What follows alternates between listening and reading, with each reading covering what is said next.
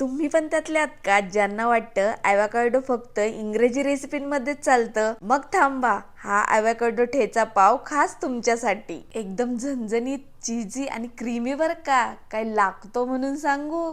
चांगला महाराष्ट्रीयन ठेचा बनवण्यासाठी शेंगदाणे, लसूण, मिरची मस्त खमंग आणि खरपूस भाजायची.